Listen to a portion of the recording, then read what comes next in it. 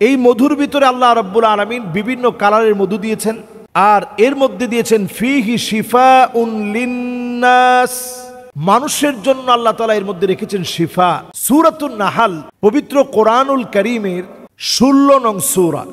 আপনি অবাক হবেন যে একটা মৌমাছির শরীরে আল্লাহ তাআলা 16টা ক্রোমোজোম দিয়ে 16 জোড়া ক্রোমোজোম দিয়ে মৌমাছিকে আল্লাহ তাআলা সৃষ্টি করেছেন। আমি এই বছর আপনাদেরকে একটা ভিডিও দেখাতে চাই। এবছর আমি যখন মরক্কোে গিয়েছিলাম, সেখানে অবাক করা একটা দৃশ্য আমি দেখেছি যে মৌমাছিকে আল্লাহ তাআলা এত বেশি প্রজ্ঞা দিয়েছেন, সুবহানাল্লাহ। আপনারা দেখলে অবাক হয়ে যাবেন যে মৌমাছি, একটা গাছ আছে মরক্কোে, সচরাচর এই গাছটা তেমন দেখা যায় না অন্যান্য এলাকাতে। তো আমি ওই গাছের সামনে গিয়ে দেখেছি যে সেখানে বিভিন্ন রকমের পোকামাকড় আসছে, কিন্তু মৌমাছি এটা চতুর্দিকে ঘুরছে। দেখুন, আপনাদেরকে আমরা ভিডিওটা দেখাচ্ছি।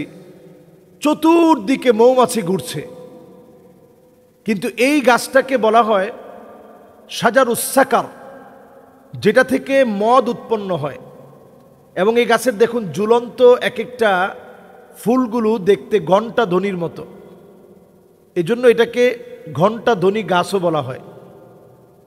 তো এই ঘণ্টা ধ্বনি গাছের ভিতরে আপনারা দেখবেন যে ঘণ্টা ধ্বনির মতো যে ঝুলে থাকা গাছ, এই গাছের ভিতরে চতুর্দিকে কিন্তু মৌমাছি আসে, কিন্তু একটা মৌমাছিও এখান থেকে ভুল করে খায় না। যদি খেয়ে ফেলে তাহলে তার মুখে লেগে থাকা এই ঘ্রাণ বাসায় যাওয়া মাত্র গার্ড আগেই এটাকে নিশ্চিত করে যে এই মৌমাছিটা, রানী মৌমাছির কাছে বলা হয় যে সে কিন্তু খারাপ জায়গা থেকে মধু সংগ্রহ করে নিয়ে এসছে।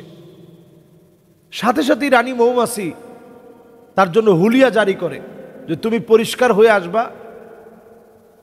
এবং পরিষ্কার যদি সে না হয় একবার, দুবার, তিনবার, তাহলে তাকে মৃত্যুদণ্ডে দণ্ডিত করা হয়। আপনি চিন্তা করেন মৌমাছির ভিতরে কি পরিমাণ টাইট শিডিউল। আপনি নিয়ম মানতেই হবে, না হলে মৃত্যুদণ্ড। এবং 3 বার সুযোগ দেওয়ার পরে মৃত্যুদণ্ড দেওয়া হয়। মৌমাছির বাসার যে সার্কেল আছে, আপনি অবাক হয়ে যাবেন আল্লাহ তাআলা কি পরিমাণ মেধাবী মৌমাছিকে বানিয়েছেন। 3 জায়গায় আল্লাহ তাআলা তাকে বাড়ি বানাতে বলেছেন, 3 জায়গার বাহিরে মৌমাছি অন্য কোথাও বাড়ি বানায় না। আল্লাহ রাব্বুল আলামিন মৌমাছিকে বাড়ি বানাতে বলেছেন গাছে, মানুষের বাড়ির আঙিনায়, আর পাহাড়ের চূড়ায়। পাহাড়ি মধুগুলো অনেক বেশি দামি হয়। এগুলোর অধিকাংশ মধু এতটা পাওয়ারফুল হয়, হ্যালোসিনেশন হয়ে যায় মানুষের, মানুষ নিজেকে ঠিক রাখতে পারে না। এতটা পাওয়ারফুল মধুর ভিতরে আল্লাহ রাব্বুল আলামিন এত পাওয়ার দিয়ে রেখেছেন। তো সেই মধুটাকে আমরা যদি আমাদের মস্তিষ্কের জন্য, মধু মস্তিষ্কের জ্বালানি হিসাবে কাজ করে। বর্তমান বিজ্ঞান গবেষণা করে বলছে যে এই মধুটা মানুষের জন্য জ্বালানি হিসাবে মস্তিষ্কের জন্য কাজ করে। সকালে গরম পানির সাথে যদি আপনি 1 চামচ মধু যদি খেতে পারেন, তাহলে আপনার শরীর, আপনার মস্তিষ্ক উভয়ের জন্য এটা উপকারী হবে। সুতরাং আমরা এই সময়ে আমরা বেশি বেশি মধু খাবো। বাংলাদেশের মধুটা একেবারেই রিজনেবল প্রাইসে মধুটা পাওয়া যায়। এবং একটা মৌমাছি তার সারাটা জীবন খরচ করে এই পৃথিবী 2 বার করে পরিভ্রমণ করে আপনার জন্য, এই পৃথিবী 2 বার পরিভ্রমণ করে, আপনি চিন্তা করতে পারেন 2 বার পৃথিবীটা ভ্রমণ করে মৌমাছি আপনার জন্য ওই যে 1 চামচ মধু এটা সংগ্রহ করে সে দুনিয়া থেকে চলে যায়। তাহলে তার গোটা জীবনের কর্মই হচ্ছে আল্লাহর একজন বান্দাকে খুশি করার জন্য। আল্লাহ রাব্বুল আলামিন এই মধুর ভিতরে এত এত গুণ রেখেছেন, আপনি কল্পনা করতে পারবেন না।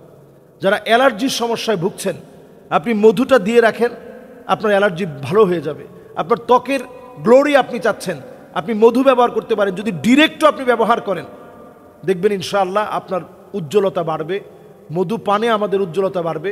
মধু সেবন করার মধ্য দিয়ে আপনার ফুসফুস ভালো থাকবে, আপনার হার্ট ভালো থাকবে, সকল দিক থেকে আপনি অনেক বেশি প্রাণবন্ত এবং সুস্থ থাকবেন। এই সময় আমরা মধু পান করব এবং মধুটা খাবো নিয়ম মেনে। প্রতিদিন ফজরের নামাজ পড়ে এসে আমরা মধু পান করার চেষ্টা করব।